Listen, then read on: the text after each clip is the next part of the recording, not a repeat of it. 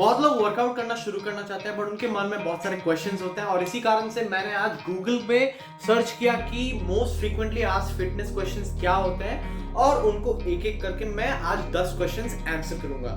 सबसे पहला क्वेश्चन है व्हाई शुड आई वर्कआउट। आपका थ्रू आउट लाइफ आपका गोल होता है कि to live as good a life as possible और आपका अगर हेल्थ सही रहेगा, आप अगर वर्कआउट करते हैं तो अगर आपका हेल्थ सही रहेगा, फिजिकल हेल्थ, आपका मेंटल हेल्थ बेटर रहेगा, आप कोई भी काम करना चाहते हैं या फिर कोई स्पोर्ट खेलना चाहते हैं, उन सब में आपका वर्कआउट जो किया हुआ है आपको हेल्प करेगा। इवन आप अगर पढ़ाई कर रहे हैं तो फिर आपको वर्कआउट से जो एनर्जी मिलता है, एक्स्ट्रा एनर्जी मिलता है, आपका स्लीप जो बेटर क्वालिटी का मिलता है और आपको जो ओवरऑल जो ज़्यादा डिसिप्लिन्ड और मोटिवेटेड फील होता है, उससे आप कोई भी चीज़, किसी भी चीज़ में आप बेटर कर सकते हैं अगर आप वर्कआउट करना चाहते हैं। इसलिए इन जनरल किसी को भी अपना लाइफ को अगर कोई भी अपना लाइफ को अगर इम्प्रूव करना चाहता है तो सबसे पहले उसको वर्कआउट करना शुरू करना चाहिए। दूसरा क्वेश्चन है how long should I workout.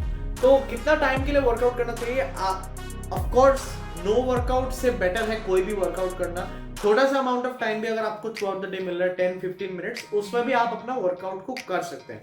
But of course अगर आपको मसल बिल्ड करना है या फिर स्ट्रेंथ बिल्ड करना है या फिर किसी एक स्पेसिफिक चीज के लिए आप ट्रेनिंग कर रहे हैं तो फिर आपको लगभग 45 minutes to an hour workout आप अपने दिन में दे सकते हैं। और अगर आपको लगता है ये बहुत ज्यादा टाइम है तो फिर आप अपना एक दिन का आप एग्जैक्टली हर एक आवर में क्या क्या कर रहे हैं काम, उसको लिख के रखिए। आपको खुद पता चलेगा कि आपका बहुत सारा ऐसा टाइम है जो कि आप कहीं और दे रहे हैं, जिसको आप डाइवर्ट करके अपने वर्कआउट को दे सकते हैं। आप 45 मिनट्स टू एन आवर एक दिन के अंदर मोर देन इनफ है।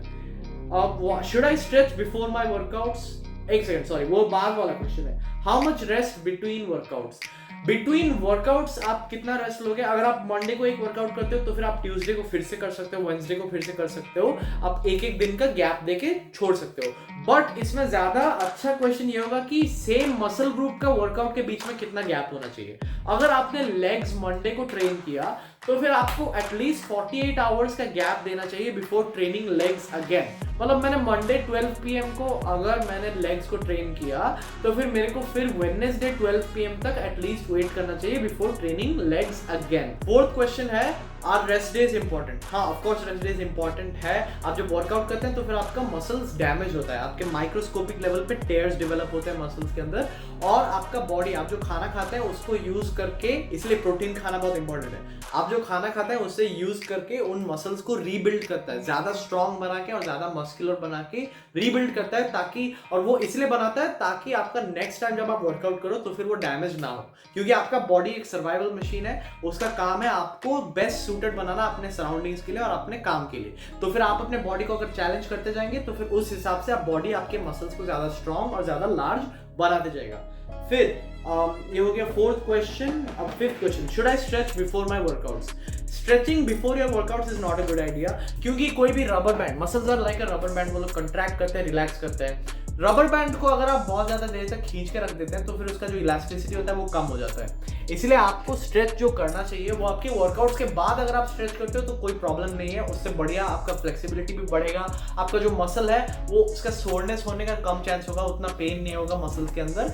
आप वर्कआउट के बाद अपना स्ट्रेचिंग कर सकते हो। वर्कआउट के पहले सिर्फ और सिर्फ डायनामिक स्ट्रेचिंग, मतलब अगर आप ट्राइसेप्स का स्ट्रेचिंग कर रहे हो, एग्जांपल देता हूँ। फॉर एग्जाम्पल अगर आप शोल्डर का स्ट्रेच करने जाओ तो फिर आपको वार्म अप के टाइम, वर्कआउट के पहले अगर नॉर्मल शोल्डर जो ऐसे रोटेशन करते हैं ये आप कर सकते हो, इससे आपका शोल्डर थोड़ा मोड़ा स्ट्रेच भी हो रहा है और आप वार्म अप कर रहे हो। बट जो प्रॉपर वाला एक्सरसाइज, जो ऐसे हाथ पीछे करके ऊपर लिफ्ट करके शोल्डर्स को एक्सरसाइज होता है, वो exercise is for static stretching. Static stretching जो कि लंबे ड्यूरेशन के लिए हम लोग होल्ड करके रखते हैं उस स्ट्रेच को, वो सारे एक्सरसाइजेस अगर आप करेंगे तो जैसे मैंने बोला था रबर बैंड वीक हो जाता है, वैसे आपके मसल्स भी वीक हो जाएंगे और आपका वर्कआउट उतना इफेक्टिव रहेगा नहीं। इसलिए वर्कआउट के पहले स्ट्रेचिंग नहीं, वर्कआउट के बाद आप स्ट्रेचिंग कर सकते हैं। सिक्स्थ क्वेश्चन बहुत ही बढ़िया क्वेश्चन है, how does exercise help mental health?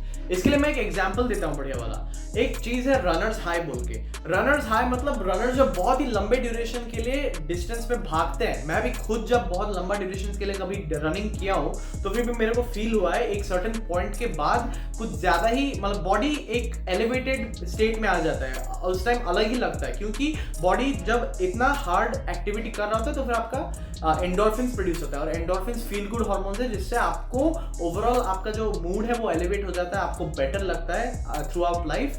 और मेंटल हेल्थ के मामले में और एक चीज़ भी बहुत हेल्प करता है, आप इन जनरल अगर आपका लाइफ एक बेटर डायरेक्शन में जा रहा है, अगर आप इम्प्रूव कर रहे हो, अगर आप अपने थ्रू आउट योर ग्रुप, आपके जो फ्रेंड सर्कल है, आपका जो फैमिली है, आपका जो कम्युनिटी है, उसमें if you are seen as a better person, ज़्यादा रिस्पेक्ट मिल रहा है आपको, तो फिर आपको ज़्यादा हैप्पीनेस और सेटिस्फैक्शन मिलेगा ऑटोमेटिकली। और ज़्यादा रिस्पेक्टेड, ज़्यादा लाइक्ड पर्सन बनने का एक बहुत बेसिक चीज़ है कि you become physically strong and capable. Physically strong और केपेबल बनने से आप खुद के लिए अपना जो खुद का रिस्पेक्ट है, सेल्फ रिस्पेक्ट अपने लिए है, आपके खुद पे जो प्राइड होता है कि मैंने मेहनत करके ये बॉडी बनाया, ये मेरे से कोई छीन नहीं सकता, मेरे खुद के hours put into the gym से मेरे को ये बॉडी मिला है, मेरे डिसिप्लिन के कारण मिला है। और वो जो एक्सरसाइज का जो माइंडसेट भी होता है कि मैं कुछ भी कर सकता हूँ अगर मैं मेहनत करूँ, ये सारी चीज़ों का फैक्टर जो होता है, ये जो मिल के आपका बॉडी में, माइंड में सेट हो जाता है, तो फिर आपका मेंटल हेल्थ बहुत ही बढ़िया हो जाता है। आपको जब भी कोई बुरा सिचुएशन फेस करना होता है तब भी आप उसको इजीली ज़्यादा हैंडल कर पाएंगे। आपको डिप्रेस भी फील हो रहा होगा तो फिर आप एक्सरसाइज के थ्रू उस बुरे फीलिंग को हटा सकते हैं। आपको कोई भी इमोशन फील होगा, आप प्रॉपरली उस इमोशनल एनर्जी को यूज करके एक प्रोडक्टिव वे में यूज कर सकते हैं एंड अपने लाइफ को इंप्रूव कर सकते हैं। और इसी कारण से अगर आपको लगता है आपको मेंटल हेल्थ भी इंप्रूव करना है तो फिर exercise is one of the best ways. 7th question is, should children lift weights? अब चिल्ड्रन मतलब बहुत बच्चे लोग, अगर टीनेज में आप आ चुके हैं, आप 13-14 साल के हो चुके हैं, तो फिर आप जिम में जाके एक्सरसाइजेस करना शुरू कर सकते हैं, वेट लिफ्टिंग शुरू कर सकते हैं। बट इनफैक्ट मैं अगर खुद रिकमेंडेशन मेरे को अगर देना होगा तो फिर अगर कोई बहुत ज़्यादा यंग बच्चे लोग हैं जो 10 साल से भी नीचे है, 11-12 साल या फिर 7, 8, 9, ये सारे ईयर्स में उनको वेट लिफ्टिंग के आसपास नहीं जाना चाहिए। उस टाइम उनको अगर एथलेटिक एक्टिविटीज करना है तो फिर उनके लिए running, swimming, basketball, football, badminton, tennis, बहुत सारे जो स्पोर्ट्स है उनमें डालिए। उनमें बहुत बढ़िया ग्रोथ होता है, उनमें उनका जो कंपेटिटिव स्पिरिट होता है वो भी डेवलप होता है, उनका टीम के साथ कैसे कोऑर्डिनेशन में काम करना है वो भी बढ़ता है। ये सारी चीजें मिलती है कोई भी स्पोर्ट्स खेलने से। आप वेट्स में थोड़े देर बाद में, आप जब 13-14 के हो चुके हैं तब आप वेट लिफ्टिंग करना शुरू कर सकते हैं। एंड इनफैक्ट अगर आप अपने टीनेज में हैं तो फिर आपका वेट लिफ्टिंग से पहले मैं आपको रेकमेंड करूंगा at least 4 to 5 months purely calisthenics, मतलब कि पुशअप्स, डिप्स, पुलअप्स, स्क्वाट्स, ये सारे एक्सरसाइजेस को आप अच्छे से करिए। आप अपने बॉडी को स्ट्रांग बना दीजिए as a body weight exercises के थ्रू, और उसके बाद ही जाके वेट लिफ्टिंग करना शुरू कीजिए। वो भी धीरे धीरे लाइट वेट से शुरू करके अच्छे टेक्निक को सीख लेना, उसके बाद टेक्निक सीखने के बाद धीरे धीरे वेट्स को बढ़ाना। उसके बाद आता है can you exercise with DOMS? DOMS मतलब कि delayed onset muscle soreness. Exercise करने के बाद जो मसल्स में अगले दिन सोरनेस आता है जो कि 2-3 दिन तक रह जाता है कभी कभी, और कभी कभी उससे भी ज्यादा रह सकता है अगर आप उसको प्रॉपरली ट्रीट ना करें तो। मैंने वीडियो बनाया कि उस डॉम्स को कैसे जल्दी हटाया जा सकता है और उसका लिंक भी मैं डिस्क्रिप्शन में दे दूंगा, आप जाके देख सकते हैं। और क्वेश्चन मेन था कि आप डॉम्स के साथ ट्रेन कर सकते हैं कि नहीं। आप ट्रेन जरूर कर सकते हैं अगर आपका थोड़ा सोरनेस है। इसका मतलब ये जरूरी नहीं है कि आपका मसल रिकवर नहीं किया हुआ है, क्योंकि most of the time 48 hours के बाद आपका मसल रिकवर कर गया होता है। बट हाँ, सोरनेस अभी भी हो सकता है। तो अगर आपका वर्कआउट आ चुका है और आपको वर्कआउट करने की जरूरत है बट आपका सोरनेस अभी तक नहीं गया, तो आप simply push through it and do the workout anyways, क्योंकि वो सोरनेस से कुछ मतलब डैमेज नहीं होने वाला आपके मसल्स। हो सकता है आपका वर्कआउट थोड़ा सा कम इफेक्टिव हो जाए, but slightly less effective workout is better than no workout. इसलिए आपको वर्कआउट करना चाहिए अगर आपका वर्कआउट शेड्यूल्ड है, एज लॉन्ग एज वो 48 आवर्स हो चुके हैं आपके प्रीवियस वर्कआउट के बाद, तब आप कर सकते हैं। How much protein do I need है 9th क्वेश्चन। उसके लिए सिंपल आंसर है, आइडियली आपको कितना प्रोटीन चाहिए?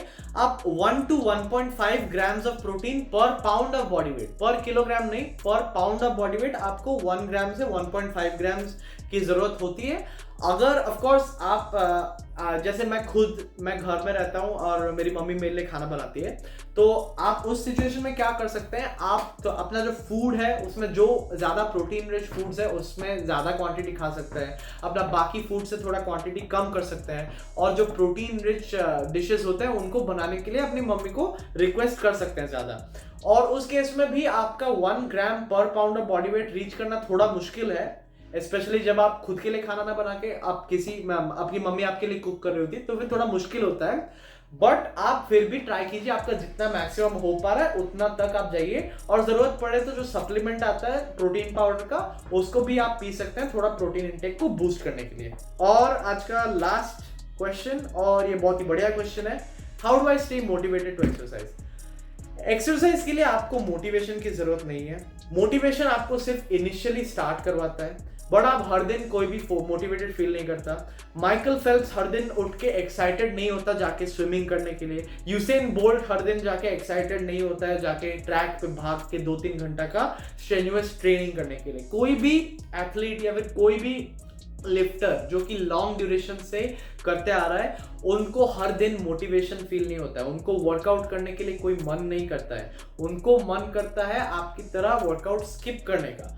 But what they do is वो डिसिप्लिन्ड होते हैं, वो लोग डिसिप्लिन्ड होते हैं और इसीलिए वो कभी वर्कआउट को मिस नहीं करते। उनको जैसा भी फील हो रहा है वो उसको रिगार्डलेस, उसको भूल के, उसको डिसरिगार्ड करके वो जाके अपना वर्कआउट को कंप्लीट करेंगे, क्योंकि उनको पता है उनके गोल्स क्या है और उनके गोल्स तक पहुंचने के लिए उनको वर्कआउट को कंप्लीट करने की जरूरत है। और अगर वो अपने फीलिंग्स के हिसाब से उस दिन टायर्ड लग रहा है या फिर उस दिन थोड़ा पेन हो रहा है, उस दिन सोर लग रहा है, उस दिन तबीयत तो पूरा अच्छा नहीं लग रहा है, उस दिन फील नहीं आ रहा है, उस दिन टाइम नहीं है, उस हिसाब से अगर वो स्किप करते जाएंगे मसल के वर्कआउट्स, तो फिर वो कभी भी उस मुकाम तक नहीं पहुंचते जहां पे वो अभी है। जो भी बॉडी बिल्डर, जो भी एथलीट, जो भी जहां पे भी एस्टैब्लिश पोजीशन में है, उन्होंने सब ने डिसिप्लिन के साथ उन सारे दिनों पे भी ट्रेन किया है जहां पे उनको ट्रेन करने का बिल्कुल भी मन नहीं था। And that is the reason कि वो लोग इतने सारे मेडल्स जीतने, इतने अचीवमेंट्स करते हैं और हम उन्हें देख के हम लोग इंस्पायर होते हैं, बिकॉज वो लोग हमेशा मोटिवेटेड नहीं रहते। वो लोग मोटिवेटेड ना रहने के बाद भी अपना काम को कंप्लीट करते हैं। तो आपको भी अगर बॉडी बनाना है, आपको भी स्ट्रांग बनना है, आपको मस्कुलर बनना है, तो फिर आपको भी विद डिसिप्लिन वर्कआउट्स को करते रहना होगा, regardless of whether you like it और नॉट। आज का वीडियो काफी लंबा था, बट आई होप इससे आपको यूजफुल इंफॉर्मेशन मिला होगा। वीडियो अगर अच्छा लगा होगा तो लाइक कर देना और ऐसे ही और वीडियोस के लिए मेरे चैनल को सब्सक्राइब कर देना। Thank you for watching. Keep striving.